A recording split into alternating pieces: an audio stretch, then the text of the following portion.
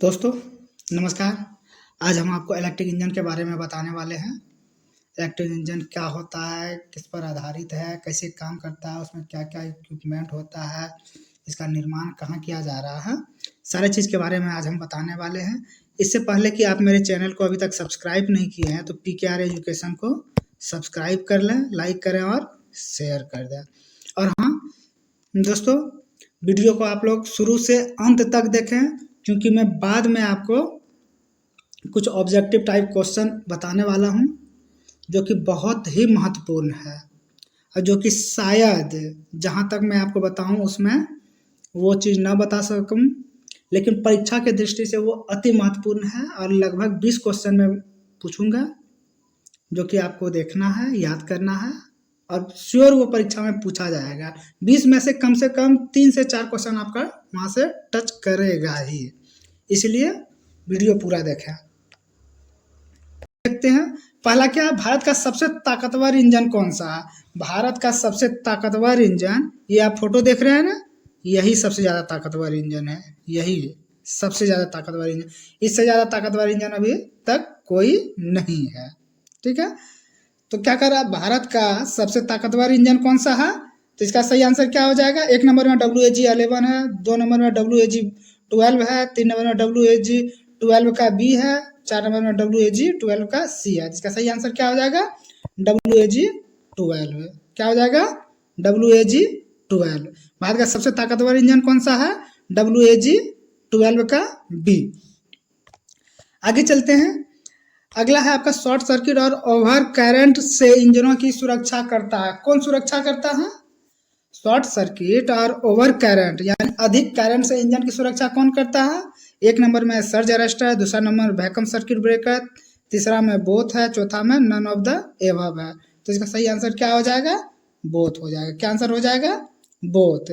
Surge arrester और vacuum breaker, क्या हो जाएगा, सर्ज अरेस्टर और वैक्यूम ब्रेकर।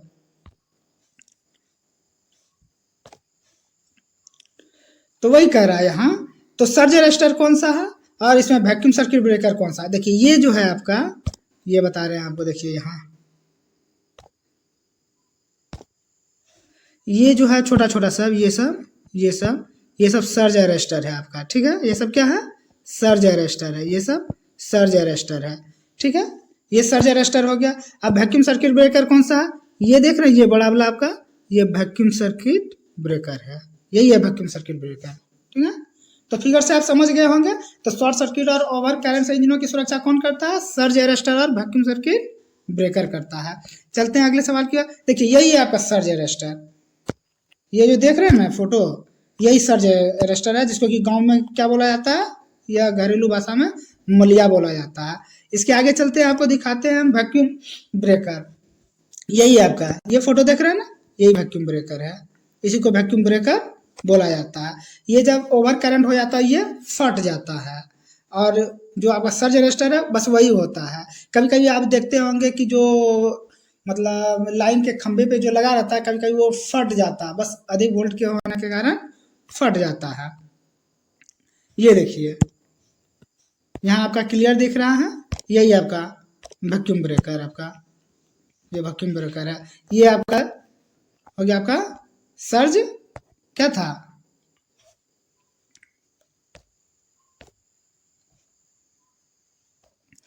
अगला क्वेश्चन है आपका, इलेक्ट्रिक इंजन में लगा ऐसा उपकरण जो ओवरहेड लाइनों को छूते हुए बिजली कलेक्ट करती है।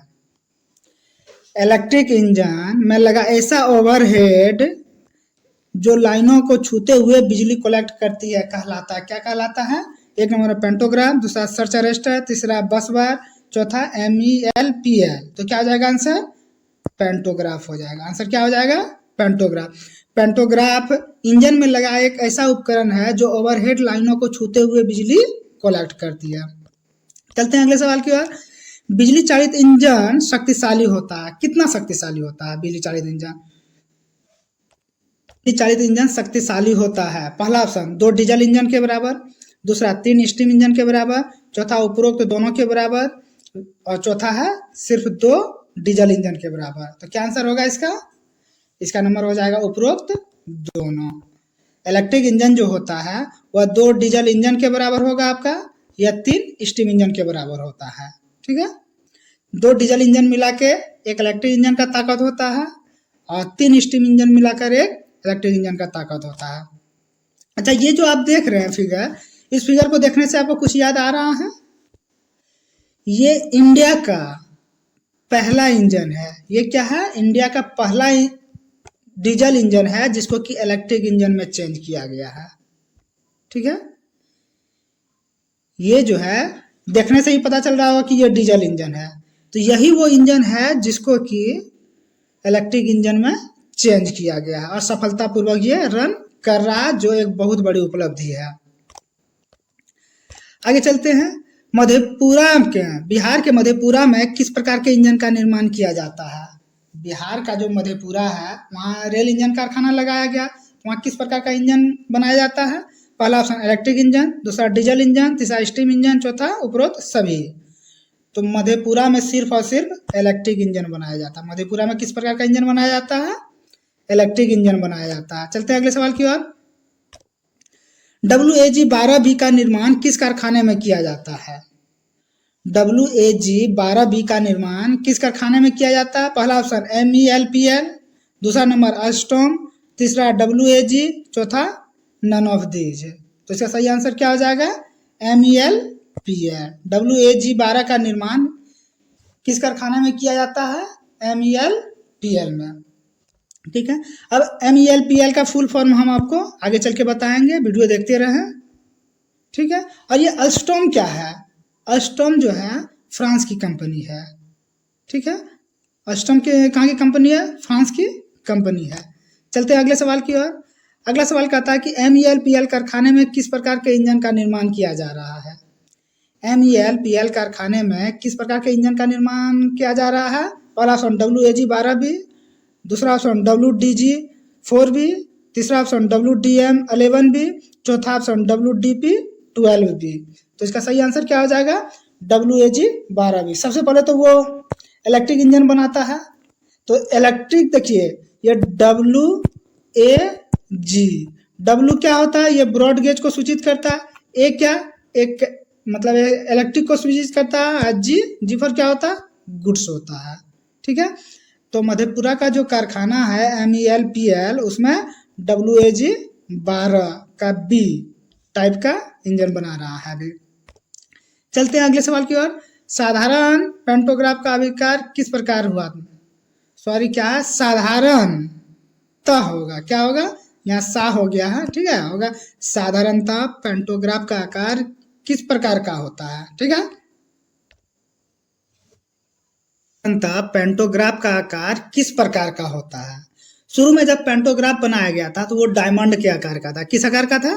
डायमंड के आकार का। डायमंड मोटा मोटी इस आकार का होता है।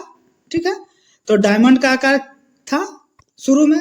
ठीक है, इसके बाद फिर जेड प्रकार का कहीं कहीं आपको देखने को मिलेगा, और कहीं कहीं अभी जो वर्तमान में चल रहा है वो आधा डायमंड आकार का चल रहा है। किस प्रकार का चल रहा है? आधा डायमंड आकार का। वही कह रहा है साधारणतः पेंटोग्राफ का आकार किस प्रकार का होता है? पहला ऑप्शन डायमंड आकार का, दूसरा ऑप्शन जेड आकार का, तीसरा आधा डायमंड आकार का, चौथा वाई आकार का। इसका सही आंसर क्या हो जाएगा? आधा डायमंड आकार का। ठीक है, अभी जो वर्तमान में चल रहा है पेंटोग्राफ, वो क्या चल रहा है? आधा डायमंड आकार का। शुरू में जब पहली बार जब पेंटोग्राफ का निर्माण किया गया था वो डायमंड आकार का था, इस आकार का था, और वर्तमान में इसका डायमंड का आधा चल रहा है। कहीं कहीं आपको जेड आकार का भी देखने को मिलेगा। वाई आकार कुछ भी नहीं है। आगे चलते हैं। अगला सवाल है आपका WAG-12B इंजन का वजन लगभग कितना होता है? ये जो इंजन बनाया जा रहा है MELPL में, ये इंजन जो बनाया जा रहा है MELPL में, उसका वजन कितना होता है? पहला ऑप्शन 180 टन, दूसरा ऑप्शन 240 टन, तीसरा 1000 टन, चौथा 720 टन। तो इसका सही आंसर क्या होगा? 180 टन। क्या आंसर होगा? 180 टन। WAG-12B इंजन का वजन लगभग कितना होता है? 180 टन होता है। चलते हैं अगले सवाल की ओर।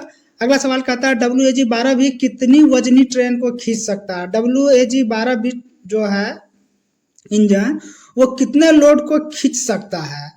तो पहला ऑप्शन 6000 टन, 6000 टन होगा, 6000 टन वाली गाड़ी को, दूसरा है 12000 टन वाली गाड़ी को, तीसरा है 4000 टन वाली गाड़ी को, चौथा 1000 टन वाली गाड़ी को।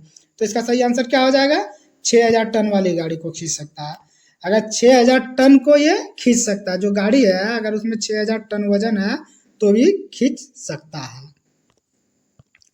अगला क्वेश्चन है आपका, 6000 टन वाली गाड़ी को WAG-12B अधिकतम कितनी स्पीड से दौड़ा सकता है?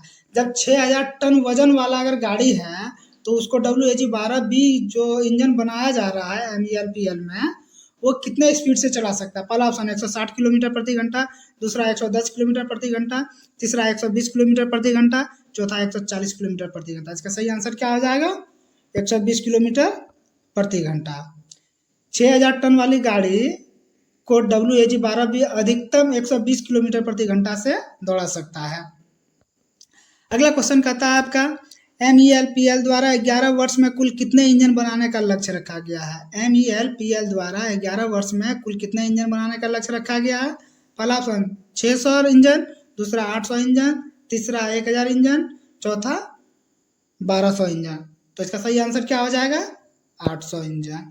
MELPL द्वारा 11 वर्ष में कुल 800 इंजन बनाने का लक्ष्य रखा गया और वर्तमान में लगभग 100 इंजन कार्यरत है, मतलब पटरी पे दौड़ रहा है। चलते हैं अगले सवाल की ओर। अगला सवाल कहता है आपका, WAG-12B निर्माण भले ही बिहार के मधेपुरा में हो रहा है। क्या कह रहा है? WAG-12B का निर्माण भले ही बिहार के मधेपुरा में हो रहा है, लेकिन इसका मेंटेनेंस डॉट डॉट में किया जाएगा। इसका मेंटेनेंस कहाँ किया जाएगा? मधेपुरा में सिर्फ इसका निर्माण हो रहा है, सिर्फ कारखाना लगा हुआ है, ठीक है, लेकिन इसका मेंटेनेंस कहाँ किया जाएगा? पहला ऑप्शन सहारनपुर तथा नागपुर में, दूसरा चितरंजन तथा वाराणसी में, तीसरा मुगलसराय तथा पेरम्बूर में, चौथा सिलीगुड़ी तथा कोलकाता में। तो इसका सही आंसर क्या हो जाएगा? सहारनपुर तथा नागपुर में। इसका सही आंसर सहारनपुर तथा नागपुर में। तो वही कह रहा है, WAG-12B का निर्माण भले ही बिहार के मधेपुरा में हो रहा है, लेकिन इसका मेंटेनेंस सहारनपुर तथा नागपुर में होगा। सहारनपुर कहाँ है? यूपी में है, ठीक है। सहारनपुर कहाँ है? यूपी में है। नागपुर कहाँ है? महाराष्ट्र में है, ठीक है। सहारनपुर कहाँ है? यूपी में, और नागपुर कहाँ है? महाराष्ट्र में है। चलते हैं अगले सवाल की ओर। अगला सवाल कहता है कि निम्न में कौन गलत है? क्या कह रहा है? निम्न में कौन गलत है? अब गलत ढूंढना। 4 ऑप्शन दिया गया है। तो पहला ऑप्शन है, WAG-12B बनाने का कारखाना ग्रीनफील्ड इंडस्ट्री के तौर पर लगाया गया है। दूसरा ऑप्शन कह रहा है, WAG-12B का निर्माण MELPL कारखाने में किया जा रहा है। तीसरा, WAG-12B का निर्माण अल्स्टॉम कंपनी द्वारा किया जा रहा है। चौथा ऑप्शन, अल्स्टॉम जापान की कंपनी है। 4 में कौन आपका गलत है? तो ये तो जानते हैं कि WAG का निर्माण MELPL द्वारा किया जा रहा है, ये सही है मेरा, ये सही है। इसके बाद WAG-12 का निर्माण अल्स्टॉम कंपनी द्वारा किया जा रहा है, ये भी सही है, ठीक है। WAG-12B का निर्माण किसके द्वारा किया जा रहा है? अल्स्टॉम कंपनी द्वारा किया जा रहा है। अब अल्स्टॉम कंपनी जापान की कंपनी है कि नहीं, और ये ग्रीनफील्ड इंडस्ट्री का मतलब क्या होता है, ये जानना है। 2 तो आप जान गए, अब 2 को जानना कि जो है अल्स्टॉम जो है जापान की कंपनी है या नहीं है, और ग्रीनफील्ड इंडस्ट्री क्या होता है। दोनों को अगर आप जान गए तो फिर क्वेश्चन आप यहाँ से मार लेंगे। तो देखते हैं, सबसे पहले जानते हैं कि ग्रीनफील्ड इंडस्ट्री क्या होता है। ग्रीनफील्ड इंडस्ट्री वैसा इंडस्ट्री होता है जिसका कि जो कि एकदम शुरू से इनिशियल से उसको लगाया जाता है। कुछ इंडस्ट्री ऐसा होता है जिसको कि मॉडिफाई किया जाता है, जिसको मॉडिफाई किया जाता है वो आपका ग्रीनफील्ड इंडस्ट्री नहीं कहा जाएगा। मान लीजिए कि कहीं एक कोई इंडस्ट्री लगाया जा रहा है, एकदम शुरुआती दौर से उसको लगाया जा रहा है, वहाँ कोई कंपनी नहीं था, कुछ नहीं था, खाली मैदान था, वहाँ कोई अगर इंडस्ट्री लगाया जा रहा है तो उसको ग्रीनफील्ड इंडस्ट्री बोला जाएगा। तो ये सही है कि WAG बनाने का जो कारखाना है MELPL, WAG-12B का बनाने का जो कारखाना है MELPL, वो एकदम ग्रीनफील्ड इंडस्ट्री के तौर पे लगाया गया, वहाँ कुछ भी नहीं था। इसीलिए आपका 1 नंबर सही हो गया, 2 नंबर सही हो गया, 3 नंबर सही हो गया। अब एक गलत है, चौथा गलत यही होगा। अब अल्स्टॉम जापान की कंपनी नहीं है, बल्कि अल्स्टॉम कहाँ की कंपनी है? अल्स्टॉम फ्रांस की कंपनी है। अल्स्टॉम कहाँ की कंपनी है? फ्रांस की कंपनी है। तो इसका सही आंसर क्या हो जाएगा? 4 नंबर। फिर से एक बार देख लेते हैं जो सही है उसको। WAG-12B बनाने का कारखाना ग्रीनफील्ड इंडस्ट्री के तौर पर लगाया गया। दिमाग में रखिए, ये भी क्वेश्चन आपसे पूछा जा सकता है। फिर WAG-12 का निर्माण MELPL कारखाने में किया जा रहा है, बिल्कुल सही है। इसका WAG-12B का निर्माण ऑस्ट्रोम कंपनी द्वारा किया जा रहा है, ये भी सही है। चलते हैं अगले क्वेश्चन की ओर। अगला क्वेश्चन है कि WAG-12B का व्हील मैनेजमेंट किस कैटेगरी का है? WAG-12B का व्हील मैनेजमेंट किस कैटेगरी का है? पहला ऑप्शन BO प्लस BO। दूसरा ऑप्शन YO प्लस YO। तीसरा ऑप्शन AO प्लस AO। चौथा ऑप्शन OO प्लस OO। तो इसका सही आंसर क्या हो जाएगा? BO plus BO। तो WAG-12B का व्हील मैनेजमेंट किस कैटेगरी का है? BO plus BO। चलते हैं आगे। अगला सवाल है आपका कि WAG-12B का निर्माण किस कंपनी द्वारा किया जा रहा है? जस्ट अभी तुरंत पहले आपको बताया है। तो WAG-12B का निर्माण किस कंपनी द्वारा किया जाए? अल्स्टॉम कंपनी द्वारा। एक नंबर में अल्स्टॉम कंपनी है, दूसरा अल्स्टॉम कंपनी है, तीसरा नेस्कॉम है, चौथा बिस्कॉम है। तो इसका सही आंसर क्या हो जाएगा? अल्स्टॉम हो जाएगा, ALSTOM। कहीं भी आप TAM फंस के नहीं मार दीजिएगा, ठीक है। देखिए यहाँ क्लियर, अल्स्टॉम कंपनी किस कंपनी द्वारा? अल्स्टॉम कंपनी द्वारा किया जा रहा है। तो WAG-12B का निर्माण किस कंपनी द्वारा किया जा रहा है? अल्स्टॉम कंपनी द्वारा किया जा रहा है। अगला सवाल है आपका MELPL में बने इंजन का प्रयोग मुख्यतः किया जाता है, किसमें प्रयोग किया जाता है? पहला ऑप्शन सवारी गाड़ी में, दूसरा माल गाड़ी में, तीसरा सैनिक गाड़ी में, चौथा उपरोक्त सभी में। तो इसका सही आंसर क्या हो जाएगा? सवारी गाड़ी में। इसका सही आंसर क्या हो जाएगा? सवारी गाड़ी में। MELPL में बने इंजन का प्रयोग मुख्यतः सवारी गाड़ी में किया जाता है, ठीक है। सॉरी, मालगाड़ी होगा। क्या होगा? मालगाड़ी होगा। कारण कि ये देख रहे हैं इसका क्या है? WAG-12B। क्या है? WAG-12, G फॉर गुड्स, ठीक है। तो WAG-12B का निर्माण किसके लिए किया गया है? मालगाड़ी के लिए किया गया है। और ये कितने वजनी ट्रेन को खींच सकता है? 6000 टन वजनी मालगाड़ी को आराम से खींच सकता है। चलते हैं आगे आप देखने को आपको मिला होगा, एक सब जगह हम उच्चारण किए थे MELPL। अब देखिए MELPL क्या होता है? तो MELPL क्या होता है? Madhepura electric locomotive private limited. M से मधेपुरा, E से इलेक्ट्रिक, L से लोकोमोटिव, P से प्राइवेट, L से लिमिटेड। MELPL, ठीक है। कहीं भी अगर इसका फुल फॉर्म पूछ दे तो आप नहीं चूकिएगा। तो MELPL का फुल फॉर्म क्या होता है? Madhepura electric locomotive private limited. ये किसका क्या है? ये a joint adventure between ministry of railway and Alstom.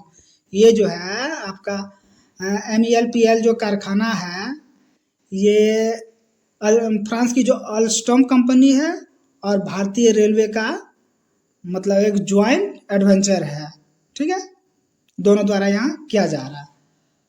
तो दोस्तों और एक चीज यहाँ हम आपको बताना भूल गए थे कि अगर पेंटोग्राफ जो आप देखते हैं, अभी किसी पेंटोग्राफ में क्या होता है? एक कलेक्टर रॉड होता है। कितना कलेक्टर रॉड होता है? एक कलेक्टर रॉड होता है, जो इस प्रकार होता है वो एक होता है। किसी गाड़ी में देखिएगा कि 2 कलेक्टर रॉड रहता है, ठीक है। इसको कलेक्टर रॉड बोला जाता है। तो किसी में एक रहता है, किसी में 2 रहता है। इसको भी ध्यान से रखिएगा। तो दोस्तों बस आज इतना सा ही, विदा चाहिए मांगते हैं आपसे। जय हिंद, जय भारत। तो दोस्तों अगर आप मेरे चैनल पर नए हैं, सबसे पहले PKR एजुकेशन को सब्सक्राइब करें, ज़्यादा से ज़्यादा शेयर करें, लाइक करें और बेल घंटी बजा दें, ताकि इसी तरह के अच्छे वीडियो तथा मज़ेदार वीडियोज़ की आपको नोटिफिकेशन मिलता रहे। धन्यवाद दोस्तों, हम आपसे विदा चाहते हैं।